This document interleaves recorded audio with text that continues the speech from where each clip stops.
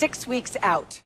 That's what the HOA president yelled at a Cedar Bay Reserve resident as a fifth-wheel camper rolled onto my grandfather's 6-acre home meadow at the entrance to my Idaho property. By the time my wife and I drove back up Forest Road 314 in late August, her order had multiplied into 27 trailers. A vinyl sign at the gate read, "Cedar Bay Reserve Overflow Storage, $200 per month, permits available at HOA office." Drusilla Coltrane stood on my own gravel in a coral cardigan, smiling like she just opened a franchise. She didn't know I'd spent 28 years as a U.S. Forest Service law enforcement officer. She didn't know my wife was a wildlife biologist who had been tagging grizzly bears in the Selkirks since 1993. So I didn't shout. I went inside, made coffee, and started reading Title 49 to my wife. Tell me below, would you have called the sheriff that day or waited for the 31st? The Kallenbach place sits at the end of Forest Road 314 in the Idaho Panhandle, 23 minutes north of Sandpoint on a county road that goes nowhere except to my front gate and a U.S. Forest Service trailhead 2 miles past it. 340 acres of mixed conifer, western larch, Doug fir, white pine, and the occasional cedar where the soil holds water. The middle of the property runs into a meadow that drops 300 feet to the western shore of Lake Pend Oreille. The front of the property is a 6-acre flat my grandfather called the home meadow, which served as his hay yard and stock pond from 1948 until he died in the spring of 1986. I'm Royce Kallenbach. I worked 28 years for the United States Forest Service Law Enforcement and Investigations Branch, mostly in the Idaho Panhandle National Forest. Timber theft, commercial vehicle violations, wildfire arson, the kind of work where you spend a lot of time pulling VIN numbers off log trucks at 3 in the morning, and even more time at the Bonner County Courthouse, explaining to a judge why somebody parked a 53-foot lowboy on federal land. I retired in March of 2023. I picked up an Idaho commercial tow operator's license 6 months later because my brother in Coeur d'Alene needed a backup wrecker, and I had the time. My wife Adair is alive, well, and quieter than she has any right to be after 31 years of marriage to a federal cop. She is a wildlife biologist for Idaho Fish and Game, specializing in Selkirk Mountains grizzly bear telemetry. She has tagged 47 bears in her career. She has more PhDs than fingers on one hand if you count the honorary one from the University of Idaho. She wears Carhartt and a beat-up Stormy Cromer hat and a wedding ring my mother gave her in 1993. Our son Stellan is 24. He works on the Coeur d'Alene Interagency Hotshot crew, Wildland Fire. He was deployed to the Wapanisha Fire Complex in Oregon when this started, and didn't get home for 3 weeks after we did. The summer of 2024, Adair and I had separately committed to 6-week field seasons. She was in the Selkirks deploying GPS collars on a sow grizzly and her 2 yearling cubs. I had agreed to consult on a Canadian timber theft case out of Cranbrook, BC. We left the morning of June 19th. The home meadow at that point had exactly 1 trailer parked on it, an 18-foot bass boat trailer belonging to Drusilla Coltrane, the president of the Cedar Bay Reserve Homeowners Association, across the county road from our gate. She had parked it there in May. I had politely asked her to move it within 2 weeks. She had moved it after 11. I had been willing to consider the matter closed. Cedar Bay Reserve at Pend Oreille is a 90-home lakefront development built in 2019 by a Spokane developer named Garrison Coltrane, Drew's husband. Pearl-painted entrance arch, a community kayak dock, a clubhouse that smells like potpourri and chlorine. Drew took over the HOA presidency the day Phase 1 handed over to the residents in 2020 and has been there for 7 years. She drives a pearl-white Cadillac XT6 with a Cedar Bay Reserve sticker on the back window and a vanity plate that says DRUC. I had no problem with her until the morning of August 2nd.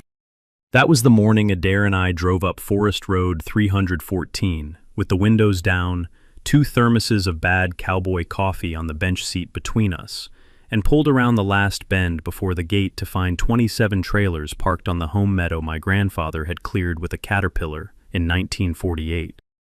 I stopped the truck. Adair set down her coffee. She said one sentence, slow, the way she says things when she's about to write a report that will end somebody's career. Royce, that is not a community amenity. I parked the F-250 in the driveway. Adair stayed in the cab. I walked the meadow. 27 rigs. I counted them. 6 bass boat trailers, 4 enclosed snowmobile haulers, 3 open ATV trailers, 2 horse trailers, 1 28-foot fifth-wheel camper with Washington plates, expired in 2022, 4 pontoon boat trailers, 3 flatbed utility trailers, full of construction debris, 1 Polaris slingshot on a hauler that didn't have a license plate at all, and 3 bowler-style fiberglass campers that looked like a hailstorm of marshmallows had hit my grass. The vinyl sign at the meadow entrance was bolted to a brand new 4x4 post my grandfather had not put there. Stenciled lettering, phone number for the Cedar Bay Reserve HOA office. The fine print at the bottom said, storage subject to community easement. See HOA office for permits and inspection. I walked across the gravel toward the HOA office, which is a 2-room building just inside the Cedar Bay entrance. The door was propped open. The smell of fresh decaf coffee and lavender hand soap drifted out. Drusilla Coltrane was sitting at the front desk in a coral cardigan and gold reading glasses, typing. She looked up.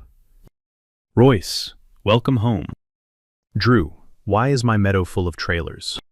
She smiled, the slow, patient smile of a woman who has already decided I am the problem.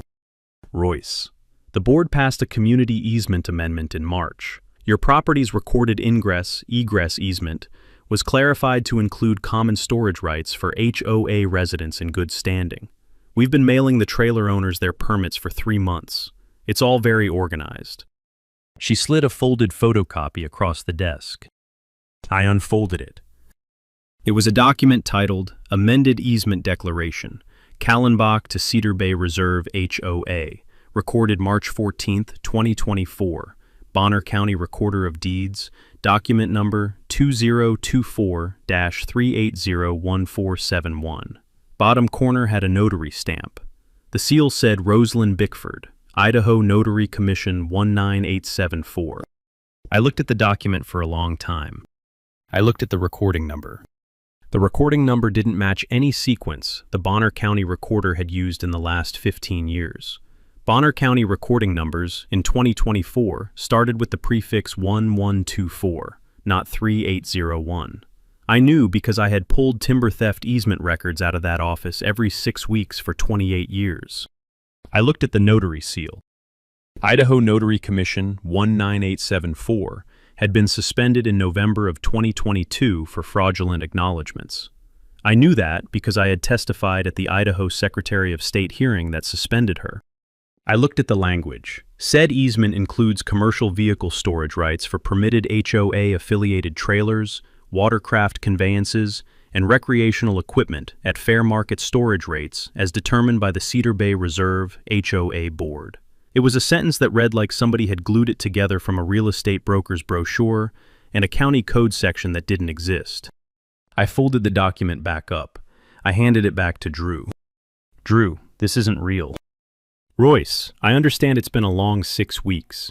Adair must be exhausted. Why don't you both come over for dinner this weekend and we'll... Drew, the recording number is fabricated. The notary's commission was suspended in 2022. The easement language doesn't match any Idaho statute. I'm going to be polite and ask you, one time, to have every trailer off my meadow within 14 days. She set her reading glasses down. She kept smiling. Royce, I would hate for you to embarrass yourself by escalating this. The board has consulted our attorney. We're confident in our position. And frankly, with 27 HOA families relying on the storage, I'm not in a position to... I cut her off, calm, quiet, the way I'd cut off log truck drivers on Forest Service haul roads for 28 years. 14 days, Drew. After that, my meadow is a posted tow zone under Idaho Code 49-2807. The first trailer that's still on it on day 31 comes off at the owner's expense. So does the second. So does the 27th. I walked back across the county road to my own truck. Adair was sitting on the tailgate with her field notebook open. She handed me a pen. Document everything before lunch. Get the VINs before they figure out you mean it. I kissed her on the forehead. By dinner, I had the VIN number, license plate, and a date-stamped photograph of every trailer on the meadow. Adair had matched each plate to an Idaho Department of Transportation record and a Cedar Bay Reserve resident. By bedtime, I had drafted the first tow zone notice on my old USFS legal pad. It was going to be a long 31 days. 2 days later, a Bonner County Sheriff's Office deputy named Halsey Whitford rolled up the drive at 4 in the afternoon. He was 28, new to the job, wore his hat indoors, stood on my porch with a citation pad in a polite voice. "Mr. Kallenbach, I got dispatched on a community harassment complaint from a resident at Cedar Bay Reserve." I asked him to come in. I poured him a glass of well water. I sat him at my kitchen table. I pulled out 3 things. The first was the original recorded easement for Forest Road 314, a 1971 ingress-egress easement granted by my father to the Bonner County Road District and amended in 1989 to include the parcel that would later become Cedar Bay Reserve. The easement explicitly limited use to vehicular ingress and egress and explicitly excluded parking, storage, or stationary use of any vehicle, conveyance, or apparatus. The second was the forged document Drew had handed me. The third was a printout I had made that morning from the Idaho Secretary of State's online notary database, showing that Rosalind Bickford's commission had been suspended on November 12th of 2022. Deputy Whitford read all 3. He set them down. He looked at me. "Mr. Kallenbach, did you tell Mrs. Coltrane you were posting her property as a tow zone?" I told her I was posting my property as a tow zone, after 14 days of notice, after her permitted 30-day grace period, under Idaho Code 49-2807. He nodded. He stood up. He left the citation pad on my table. "Sir, I'm going to clear this call as a civil matter with no criminal merit. I'd also like to ask you, off the record, if you've considered calling Detective Cassius Rourke at Idaho State Police. He handles development fraud out of the Coeur d'Alene office. I think he'd want to see what you just showed me." I thanked him. He drove away. I called Detective Rourke the next morning. He answered on the 3rd ring. He asked me to drive over to Coeur d'Alene on Friday. He said he had been waiting 18 months for someone with my resume to file a complaint against Garrison Coltrane. That afternoon, Drew Coltrane posted a 4-paragraph essay to the Cedar Bay Reserve closed Facebook group. She titled it, "An Important Community Concern." The post described, without naming me, a long-time adjacent landowner who has been threatening community members, posting illegal signs, and acting erratically in a manner that suggests cognitive decline. It urged residents to document all encounters and consider whether his behavior poses a danger to children at the community kayak dock. It also called for the HOA legal counsel to explore guardianship options for neighbors who can no longer manage their property responsibly. Adair read it over my shoulder at the kitchen island. She did not say anything for a long moment. Then she walked into our bedroom, opened the bottom drawer of her dresser, took out a manila folder she had not opened since 2011, and brought it back. The folder contained her tenure file from Idaho Fish and Game, the federal grants she had managed, the 47 grizzly collars she had deployed, the Department of Interior commendation she had received in 2018, the 7 peer-reviewed papers she had published, the letter Senator Crapo's office had written when she had testified before the Senate Energy and Natural Resources Committee in 2020. She set the folder on the counter. "Royce, she thinks I'm a wife who can be intimidated by Facebook. Bud, she is going to find out otherwise." The next afternoon, Adair drove to the Cedar Bay Reserve HOA office without telling me. She walked in. She introduced herself, slow, the way she would introduce herself to a bear she did not want to startle. She set a copy of her CV on Drew's desk. She set a printout of Idaho Code 18-7901, the Idaho Criminal Libel Statute, beside it. She asked Drew, politely, to remove the Facebook post within 24 hours. The post came down within 90 minutes. 3 days later, Garrison Coltrane left a voicemail on my landline, announcing that Holcomb Northwest Properties would be filing a civil suit against me for tortious interference with HOA operations, and that, quote, The matter would be resolved unfavorably if I continued to pursue this misguided campaign. He didn't know my voicemail backed up to my old USFS evidence server. I saved the file. I forwarded it to Detective Rourke. He laughed for 9 seconds. He said, "Royce, you're making my year." Stellan called from a fire camp in eastern Oregon on Saturday morning. He had a 36-hour break before redeploying to a new fire on the Umpqua. He drove the 4 hours home through the smoke, slept 12 hours, and walked into the kitchen at 5 a.m. on Sunday in his red hotshot t-shirt and yellow Nomex pants. "Mom, Dad, what can I do?" He spent the day on the meadow with me. We pulled every VIN. We photographed every license plate. We cross-referenced every owner against the Cedar Bay Reserve member directory Adair had borrowed from a sympathetic resident. He carried a clipboard. I carried a Nikon. Adair carried a thermos of black coffee and an Idaho Fish and Game inspection checklist she had printed off her work laptop. It was Adair who saw the bass boat trailer. Trailer number 9, Make Lund, 20-foot tournament rig, Idaho registration. Owner of record, Wendell Driscoll, Cedar Bay Reserve Lot 47. Adair stopped. She crouched. She ran her fingertip along the inside of the fender well. She brought her finger up to the light. A fine, gritty layer of fresh mud. She walked to the rear of the trailer. She opened the lower transom drain. She held a clean Ziploc bag under the drain. A small dribble of brown water trickled out into the bag. She held the bag up to the morning light. She said one word. Quagga. Stellan and I both turned. Adair had spent 2 summers in the early 2000s as a co-investigator on the Idaho Department of Fish and Game's invasive quagga mussel surveillance program. Lake Pend Oreille is one of the last large lakes in the western United States that remains free of dry-scented mussels. The cost to the regional economy of quagga mussels established in the lake is estimated at $14 million per year in degraded water quality, clogged hydroelectric intakes, and ruined fisheries. Idaho law requires every watercraft entering the state to pass a mandatory quagga inspection at one of the state's roadside stations. The fee is $5. The penalty for circumventing inspection is a misdemeanor and up to a $1,000 fine. Knowingly transporting a contaminated boat across state lines is a federal violation under the Lacey Act, with penalties up to $20,000 and 1 year in federal prison.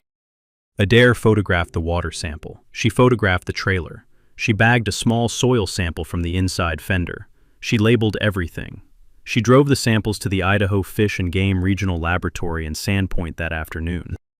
The lab confirmed the soil sample contained microscopic veliger fragments, early-stage quagga mussel larvae, within 72 hours. The Lund tournament rig had been launched in a contaminated Nevada lake the week before it was parked on my meadow. Wendell Driscoll, Lot 47, had skipped the Idaho Sandpoint inspection station on the way home. He had not been the only one. That night, sitting on the porch with Adair and Stellan, I started a second log. I called it the launch log. Adair had a printed Lake Pend Oreille satellite map and a marker. She marked every launch site within 15 miles of Cedar Bay Reserve. She circled the one closest to the Coltrane's private dock. Stellan looked at me. "Dad, so they're not just stealing parking. They're using your meadow to run an unregulated launch operation." "They are using my meadow to run an unregulated launch operation that could end the lake. Yeah." Adair didn't speak. She just kept marking the map. The next morning, Drusilla Coltrane tried a new tactic. She called the City of Sandpoint Code Enforcement Office and filed an anonymous complaint that the Kallenbach property had unsightly junk vehicles, expired registrations, and conditions presenting a public health concern. A code enforcement officer named Brick Hawkins drove out Tuesday morning. I let him walk the property. He spent 40 minutes. He filed a report that found 0 violations and noted, in writing, that the only non-conforming vehicles on the parcel are 27 trailers registered to residents of Cedar Bay Reserve HOA. He photographed every one of them on his official Sandpoint code enforcement camera. The photos went straight into his official record. He apologized for the visit on his way out. He said quietly on the porch, "Mr. Kallenbach, my mother grew up in Cedar Bay before the development came. She would not have approved of what's been happening on your meadow." He drove away. I spent the next 4 days in my old USFS investigative mode.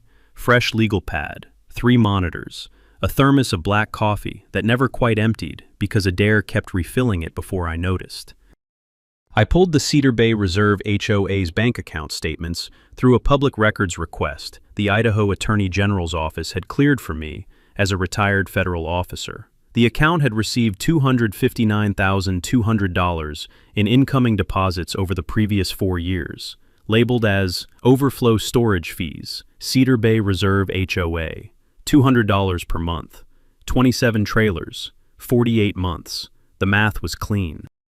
Of that $259,000, the HOA's documented expenditures over the same period totaled $41,000. The remaining $218,000 had been dispersed via 22 separate checks to a marketing consultant named Charlotte Vexler. Charlotte Vexler is Drusilla Coltrane's older sister. She lives in Coeur d'Alene. She has never, as far as the public record showed, performed any marketing work for any client other than her sister. I pulled the registration for Holcomb Northwest Properties LLC. The LLC was registered in Delaware in 2018. The principal was Garrison Coltrane. The LLC owned 3 properties besides the Cedar Bay Reserve parcel, one in Lemhi County, Idaho, one in Boundary County, one in Pend Oreille County, Washington, just across the state line. I pulled the civil court records for Holcomb Northwest Properties in 3 states. I found 2 prior cases, one in Lemhi County in 2019, settled for $90,000 after an adjacent landowner alleged the LLC had been storing construction equipment on her parcel without authorization. One in Pend Oreille County, Washington in 2021, settled for $140,000 after a landowner alleged the LLC had been operating an unlicensed RV park on his deeded property. A pattern. The last thing I pulled was the one Adair had told me to look for. Idaho Fish and Game tracks every confirmed quagga mussel veliger detection in the state. The detections are logged in a quarterly internal database that field officers can access. Adair had a contact in the Sandpoint Regional Office named Lyra Westcott, the daughter of a USFS colleague of mine who had retired in 2019. Adair asked Lyra to run a discreet search for boats associated with Cedar Bay Reserve in the previous 5 years. Lyra called back the next morning. 14 Cedar Bay Reserve resident-owned boats had been registered with the state in the previous 5 years. Of those 14, one, a 2019 Yamaha 252 SE belonging to Garrison Coltrane himself, had been pulled aside for an enhanced inspection at the Sandpoint roadside station in August of 2023. The inspection had detected quagga veliger fragments on the trim tabs. The boat had been quarantined for decontamination. The post-decontamination clearance documentation had never been filed. The boat had been launched in Lake Pend Oreille from a private ramp 21 days later. Lyra Westcott's voice was very steady when she told me this. She said, "Royce, if Adair is right about the meadow being a backdoor launch site, this is the worst environmental conspiracy I've ever seen in this state." I thanked her. I sat at my kitchen table for a long minute and looked at the framed photograph on the wall of my grandfather Ansel, standing beside the home meadow stock pond in 1956, with a Brittany Spaniel at his knee and a Hank Snow record under his arm. I said one sentence out loud to the empty room. "Granddad, they're going to lose the lake, not on my meadow." I picked up the phone and started calling everybody at once. Wilder Brimhall is a Sandpoint attorney who specializes in property and natural resource law. He grew up 2 valleys south of mine. He played varsity football at Sandpoint High School in 1986. He has a framed photograph of himself shaking hands with Senator Frank Church at age 8 on the wall of his law office. I drove down to his office on a Thursday morning with a banker's box of documentation and a yellow legal pad full of names. He read everything. He drank 1 cup of coffee. He looked up. "Royce, you've got an environmental case, a real estate fraud case, a forgery case, and a federal Lacey Act case all sitting on the same 6-acre meadow. We're going to file the tow zone notice exactly by the book. We're going to use the tow zone as the lever that pulls everything else into the open. Are you willing to do this slow?" "How slow?" 31 days from notice posting to first tow, every certified letter signed for, every photograph time-stamped, every wrecker invoiced under Idaho code, no shortcuts. Yes. He drafted the formal tow zone notice that afternoon. We posted 19 Idaho statute-compliant signs around the meadow that Friday, every 50 feet, 4 feet off the ground, in white reflective vinyl, with the required statutory language. The signs read, "Private property. Unauthorized vehicles will be towed at owner's expense. Idaho Code 49-2807. Enforcement effective 0600, September 5, 2024. The certified letters went out Monday morning, 27 of them, each one addressed to the registered owner of a trailer currently on my meadow. Each one included a photograph of the trailer with its license plate visible, a copy of the tow zone notice, a copy of the actual recorded easement showing no parking rights, and a copy of the suspended notary commission for the document Drew had been waving around. 23 of the letters were signed for within 72 hours. 4 of them were refused. Wilder noted the refusals. He filed the unsigned receipts with the Bonner County Recorder of Deeds as proof of delivery under Idaho Code 67-2349. The refusal itself became part of the public record. I called Detective Cassius Rourke. He was 51, Idaho State Police. He had been working development fraud for 19 years. He came up to Sandpoint that Tuesday in plain clothes and an unmarked Tahoe and sat at my kitchen table for 3 hours reading my files. He asked me one question. "Royce, the morning of the tow, do you want me arresting Garrison Coltrane at the HOA office or in his driveway?" HOA office. Public arrest. Cameras. He nodded. He drank the rest of his coffee. He walked out. I called Bernadette Isley at the Idaho Attorney General's Consumer Protection Division. She had been a deputy AG for 15 years. She agreed to file a parallel civil enforcement action against Cedar Bay Reserve HOA under the Idaho Consumer Protection Act, alleging the $259,200 in overflow storage fees had been collected under fraudulent pretense from HOA residents. She would file the action the morning of the tow. Lyra Westcott at Idaho Fish and Game coordinated with the federal U.S. Fish and Wildlife Service Office of Law Enforcement in Spokane.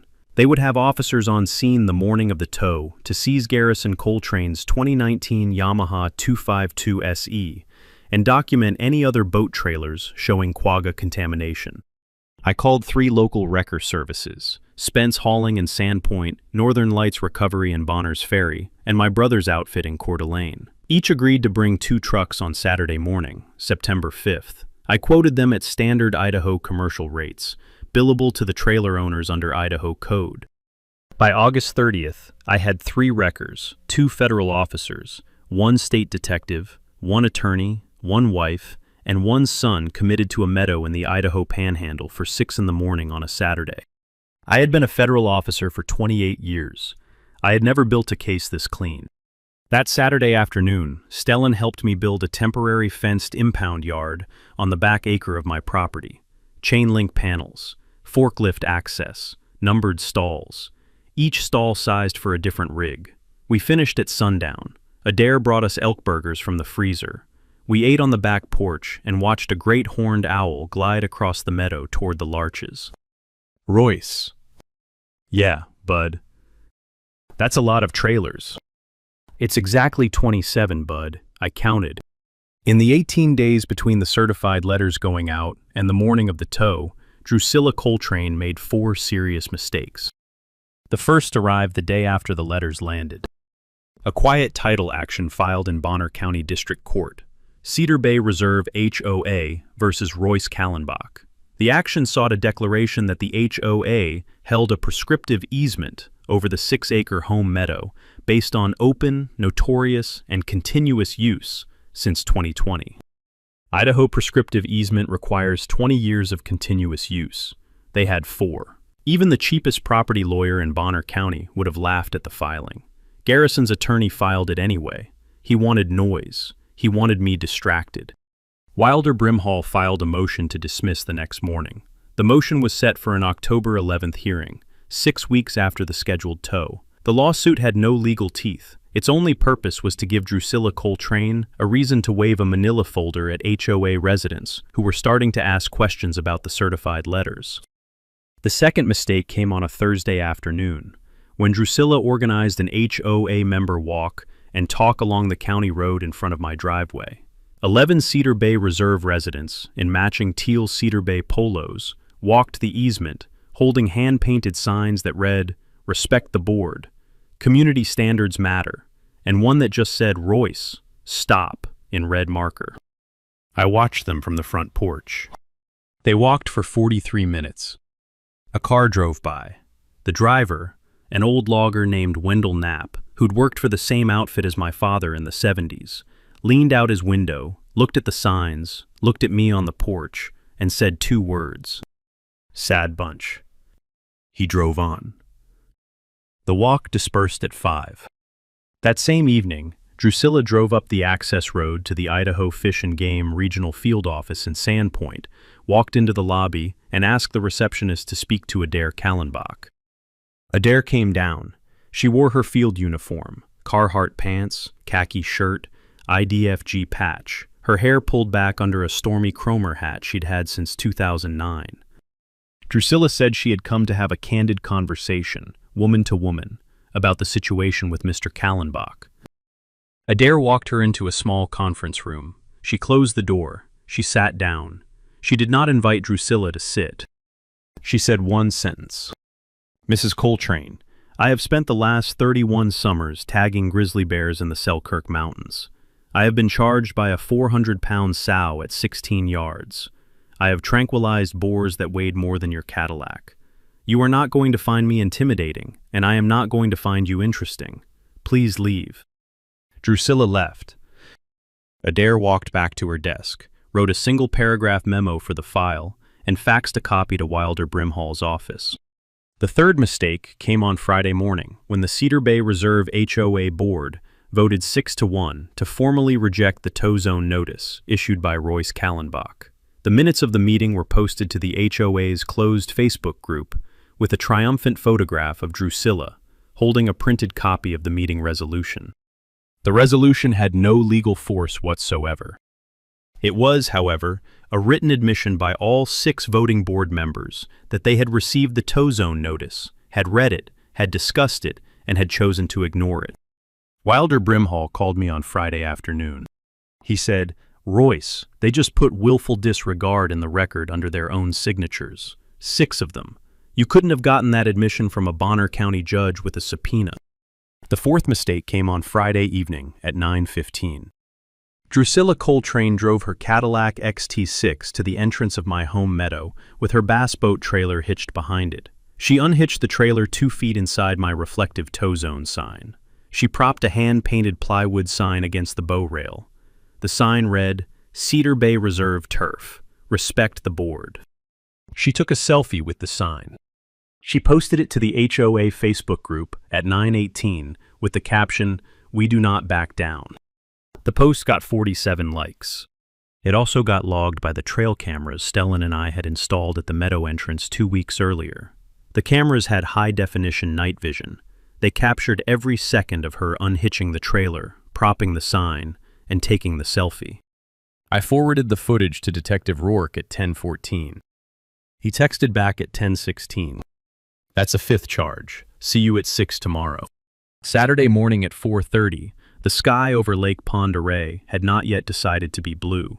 The eastern ridge was a charcoal line. The lake itself was a sheet of polished pewter. The smell of cold cedar and wood smoke drifted up from somebody's chimney 3 coves down.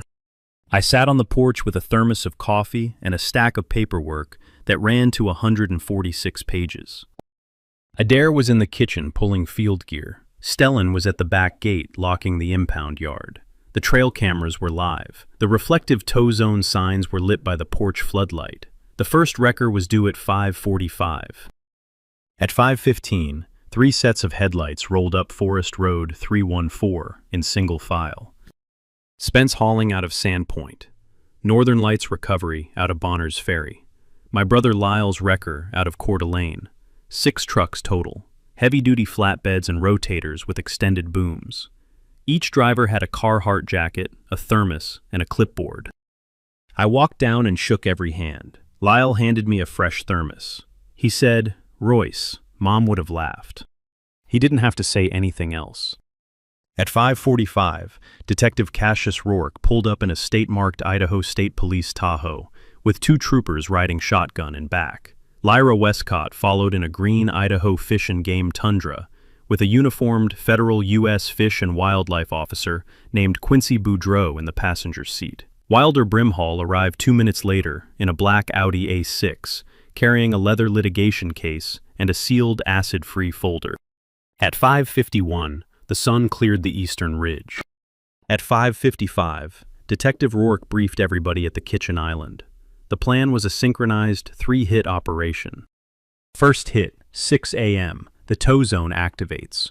Wreckers begin systematic removal of all 27 trailers in the order of length on the meadow, starting from the gate. Detective Rourke and his troopers cover the meadow perimeter to handle any HOA resident who tries to physically interfere. Second hit, 6:15. A second Idaho State Police unit, currently parked at the Cedar Bay Reserve HOA office, executes an arrest warrant on Garrison Coltrane for forgery, embezzlement, and conspiracy to defraud under the Idaho Consumer Protection Act. Third hit, 7 a.m. The federal U.S. Fish and Wildlife team executes a Lacey Act seizure warrant on Garrison Coltrane's 2019 Yamaha 252 SE at his private dock, plus enhanced inspections on every Cedar Bay Reserve resident boat currently in the water or on the meadow trailers. We synchronized watches. We finished our coffee. We walked outside. At 5:59, I climbed into Lyle's wrecker beside him. He started the diesel. The other 5 trucks idled behind us. At 6 a.m. exactly, Lyle backed up to Drusilla Coltrane's bass boat trailer at the meadow entrance, the trailer she had unhitched there at 9:15 the night before, with the hand-painted "Respect the Board" sign still propped against the bow rail. The hydraulic deck slid down. The winch hook engaged the tongue. The trailer rolled smoothly onto the flatbed. The hand-painted plywood sign tipped over and slid into the gravel. Lyle keyed his radio. "Royce, Trailer 1 is on the deck. Timestamp 6:02. I keyed back. "Copy. Move to Trailer 2. Behind us, the other 5 wreckers fanned out across the meadow. Spence Hauling went for the 28-foot fifth-wheel camper. Northern Lights took the 4-trailer line of snowmobile haulers along the eastern fence. The other 2 of Lyle's drivers took the bass boat trailers in numerical order. At 6:09, Drusilla Coltrane's Cadillac XT6 came up the county road at 53 miles per hour and skidded to a stop at the meadow gate. She got out. She was in pajamas, under a coral terry cloth robe. Her hair was in a sleep bun. Her face had no makeup. Her right hand held an iPhone she was already filming with. She started screaming. "Stop, stop. That's HOA property. That's community property. You cannot touch that." Lyle did not stop. The trailer was already on the flatbed and secured. He raised the deck. He drove out of the meadow toward my impound yard. Drusilla turned to find Detective Rourke. He was standing 6 feet behind her. He had a state arrest warrant in his left hand and a federal seizure warrant in his right. "Mrs. Coltrane, Drusilla Ann Coltrane, step away from the wrecker, hands behind your back." She tried to back up. A trooper caught her elbow. The handcuffs went on at 6:14. By 6:15, exactly as planned, the 2nd Idaho State Police Unit at the Cedar Bay Reserve HOA office had Garrison Coltrane in handcuffs at the front desk. By 6:23, the 8th trailer was on a wrecker deck. By 6:40, the 15th. By 7:05, the federal team had Garrison's Yamaha 252 SE on a Fish and Wildlife trailer, headed for the regional inspection lab. By 7:30, the 27th trailer was on the last flatbed. The home meadow was empty for the first time in 14 weeks. By 8 in the morning, 23 Cedar Bay Reserve residents had arrived at the meadow gate in various states of pre-coffee shock. Most stood on the county road in pajamas and slippers. Some held cell phones. Most just stared. A few looked at me with the kind of expression people wear when they have just realized the woman they trusted to run their HOA had been spending their dues on her sister's consulting invoices. Wendell Driscoll, owner of trailer number 9, the Lund tournament bass boat that had carried quagga villagers across the state line in May, stood at the back of the crowd with his hands in his pockets and his face the color of wet concrete. He did not look at me. He did not look at his trailer, which was now strapped to a Northern Lights flatbed and rolling slowly out the gate. He looked at the lake. At 8:15, the KSP SPBS news van rolled up the county road. The reporter was a woman in her mid-50s named Saoirse Whelan. She had grown up in Bonners Ferry. She knew the lake. She had been at the Idaho Fish and Game press conference in 2018, when Adair had presented the quagga interdiction program findings. She walked up to me at the porch. "Mr. Kallenbach, I have been waiting for somebody to file a Lacey Act case in this watershed for 15 years. Talk to me." I walked her to the meadow gate. The cameraman set up with the last 3 wreckers in frame. The dawn light caught the lake behind them and turned it gold. Saoirse held up her microphone. "Mr. Kallenbach, state troopers tell me you towed 27 trailers off your own property in 90 minutes this morning. Can you walk me through what happened?" I held up Wilder Brimhall's manila folder containing the 7 types of legal authority that had made the operation possible. I named each one. Idaho Code 49-2807, Private Property Tow Zone Authority. Idaho Code 67-2349, Proof of Certified Delivery. Idaho Code 18-3601, Second-degree forgery regarding the document the HOA used to claim parking rights on this meadow. Idaho Code 49-2802, False Vehicle Registration Statements. Idaho Consumer Protection Act, Sections 48.1 and 48.2, for the $259,000 in fraudulent storage fees the HOA collected from its own residents. The Federal Lacey Act, 16 U.S. Code 3372, for transporting boats carrying live quagga villagers across state lines, and Idaho's Invasive Species Code, 362306, for circumventing the mandatory inspection station at Sandpoint. She nodded. "What would you say to Mrs. Coltrane if you could say one thing?" I thought about it. I walked across the gravel to where Drusilla Coltrane sat handcuffed in the back of an Idaho State Police Tahoe. The trooper rolled the window down at my approach. I held up a printed document. I held it where the camera could see it. It was an Idaho Fish and Game informational pamphlet titled Lake Pend Oreille Quagga Mussel Briefing, Property Owner Edition, dated April 2022, mailed to every property owner in the Lake Pend Oreille watershed, including every resident of Cedar Bay Reserve and every member of its HOA board. "Ma'am, you received this in 2022. Every property owner on the lake did. The lake has been quagga-free for 46 years. Your operation was 3 weeks from being the one that changed that. You should have read the briefing." She did not look at the document. The trooper closed the window. The Tahoe pulled out of my driveway. By 9 in the morning, Charlotte Vexler had been arrested at her Coeur d'Alene home for conspiracy to commit fraud and money laundering. The check trail led directly to her bank account. By 10, the Idaho Fish and Game Regional Lab had confirmed that 3 of the 27 impounded trailers showed positive trace evidence of quagga material.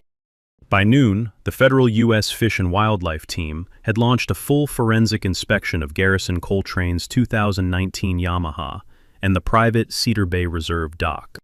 By 2 in the afternoon, the Idaho Attorney General's office had filed a civil action against the Cedar Bay Reserve HOA, seeking restitution of all $259,200 in fraudulent storage fees to be returned to HOA residents with interest. By 4, KSPS, KHQ, Spokane, and the Spokesman Review had all carried the story.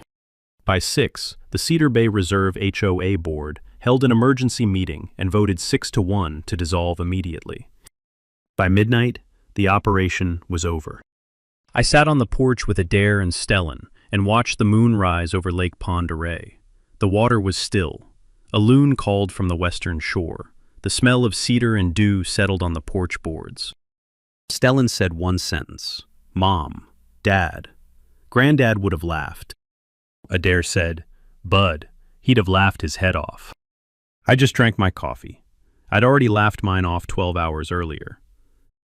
Drusilla Coltrane pleaded guilty in November to second-degree forgery, conspiracy to defraud, embezzlement, and federal Lacey Act conspiracy. 3 years at the Idaho Correctional Center Pocatello, 2 before parole eligibility. Full restitution of $259,200 to the residents she had defrauded. A permanent bar from serving on any HOA board in the state of Idaho for the rest of her natural life. Garrison Coltrane pleaded guilty in February to 14 counts spanning federal RICO racketeering, Lacey Act violations, knowing transportation of contaminated watercraft, conspiracy, fraudulent disclosure under Idaho's HOA statute, and operating an unlicensed commercial storage facility. 6 years federal at FCI Sheridan in Oregon, plus $4,200,000 in restitution to Lake Pend Oreille's Quagga Interdiction Fund. Charlotte Vexler pleaded down to money laundering, 18 months federal. She and Drusilla have not spoken since the indictment. The Cedar Bay Reserve HOA was reconstituted in December under new bylaws. The board was chaired by Tatum Burchard, a retired hospice nurse who had been quietly returning her HOA newsletters in the mail, unopened, for 2 years. Her acceptance speech was short. I want to thank Mr. Callenbach's meadow. The 27 trailer owners paid their tow fees and recovered their rigs within 30 days, except for the 3 Quagga-positive ones, which were impounded for full federal decontamination at owner expense. Wendell Driscoll, owner of trailer number 9, sold his Lund tournament rig to a buyer in Montana and never bought another boat. He moved out of Cedar Bay Reserve the following March. Holcomb Northwest Properties LLC was dissolved by court order. Its 3 remaining parcels were sold to fund the federal restitution. The bigger outcome had nothing to do with the trailers. The Idaho Fish and Game Regional Office at Sandpoint received a $400,000 federal grant in May to expand the Quagga inspection station and to install a second satellite station at the Bonner County boat launch. Lake Pend Oreille remains, as of this telling, the largest quagga-free lake west of the Mississippi. Adair was named co-investigator on the new IDFG 5-year monitoring program. She got the news on a Tuesday afternoon. She did not cry. She just sat on the porch for a long time and watched the lake. I converted the home meadow into the Ansel Callenbach Memorial Lake Stewardship Preserve. 6 acres, native bunchgrass restoration, pollinator strip plantings along the perimeter, a small open-air pavilion built from western larch, milled from a windfall on our back 40. The pavilion houses an Idaho Fish and Game Quagga education kiosk, an interpretive panel about my grandfather and his stock pond, and 3 weatherproof benches facing the lake. The preserve hosts a free public lake stewardship workshop on the first Saturday of every month between May and October. Adair leads the spring sessions. Lyra Westcott leads the fall ones. Stellan came home from a fire deployment in mid-August and built the trail through the pollinator strip himself, with my brother Lyle's nephew helping on weekends. In May of 2025, we held the first dedication ceremony. 43 people came. Tatum Burchard cut the ribbon. The KSPS news team filmed it. A loon called from the lake exactly as Adair finished her opening remarks. Last night, the 3 of us drove the F-250 down to a diner in Hope, Idaho, on the eastern shore. We ate huckleberry pie at the counter, under a ceiling fan that had been there since 1956. The waitress called Stellan Honey because she remembered him from when he was 4. The jukebox played Hank Snow. We drove home with the windows down. The lake was the color of a piece of beach glass. A great horned owl crossed the road in front of our headlights and disappeared into the larches. I'm Royce Callenbach. That was my grandfather's meadow.